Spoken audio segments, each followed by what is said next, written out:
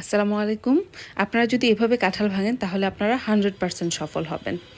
আমি একটা video post করেছিলাম যে আমি আসলে কাঁঠাল ভাঙতে পারি না।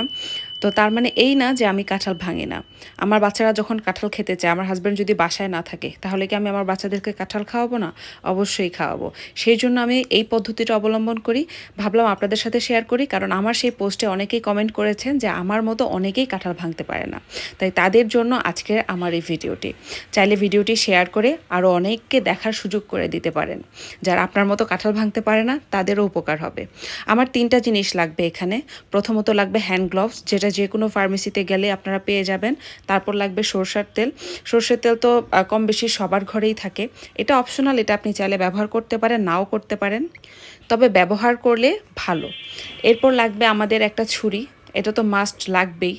এছাড়া লাগবে একটা কাঁঠাল। কাঁঠাল ছাড়া তো আর কাঁঠাল ভাঙা যাবে না, অবশ্যই কাঁঠাল লাগবে।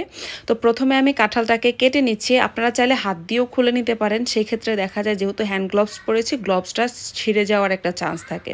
তাই আমি ছুরি দিয়েই কেটে নিচ্ছি। আমার বাচ্চারা দেখা যায় হুটহাট যে কোনো সময় কাঁঠাল খেতে চায়। তো সবসময় তো আর হাজব্যান্ড সবসময় বাসায় থাকে না, তখন আমাকেই কেটে দিতে হয়।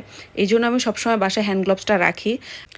আর হ্যান্ড গ্লোভস যে শুধু আমার কাঁঠাল ভাঙার কাজ করে তা কিন্তু না, আমি যে কোনো ঝাল ভর্তা, এছাড়া আমার কেকের কাজেই বেশিরভাগ আমি হ্যান্ড গ্লোভসটা ব্যবহার করি। ভিডিওতে আপনারা দেখতেই পাচ্ছেন আমি কাঁঠালটাকে কিভাবে কেটেছি এবং কিভাবে আমি এটার ভিতর থেকে কাঁঠালের কোষগুলো বের করে নিচ্ছি। এভাবে যদি আমি কাঁঠালের কোষগুলো বের করি তাহলে কখনোই আমার হাতের মধ্যে কাঁঠালের কষটা লাগবে না। কাঁঠাল আমরা কাটতে চাই না, তার প্রধান কারণ হচ্ছে কাঁঠালের আঠাটা। এইটা এত স্টিকি হয়, আপনি যাই দেন না কেন হাতের মধ্যে স্টিকি ভাবটা কোনোভাবেই যেতে চায় না। এই কারণেই মূলত আমরা মেয়েরা কাঁঠালটা ভাঙতে অপছন্দ করি।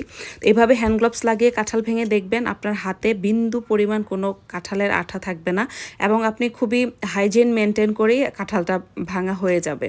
আপনি ধরেন হাত দিয়ে কাঁঠাল ভাঙার আগে আপনার হ্যান্ড ওয়াশ করতে হতো, সেখানে আপনি একটা হ্যান্ড গ্লোভস পরে নিয়েছেন, যাতে করে আপনার হ্যান্ড ওয়াশ এক্সট্রা করে করারও প্রয়োজন আপনি চাইলে করেও নিতে পারেন।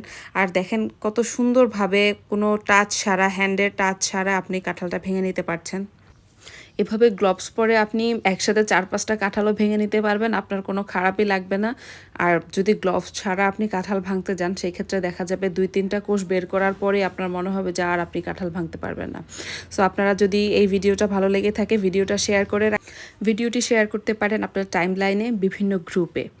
আর এছাড়া আপনারা চাইলে আমাকে সাপোর্ট করার জন্য কমেন্ট করতে পারেন এবং আমার ভিডিওতে লাইক দিতে পারেন। তো এই দেখেন আমার কিন্তু হ্যান্ড গ্লোভসের মধ্যে যাই ময়লা ভরেছে হ্যান্ড গ্লোভসে ভরেছে, আমার হাত কিন্তু একদম ক্লিন এসেছে। তো আজকের ভিডিওটা এ পর্যন্তই। সবাই ভালো থাকবেন, সুস্থ থাকবেন। আল্লাহ হাফেজ।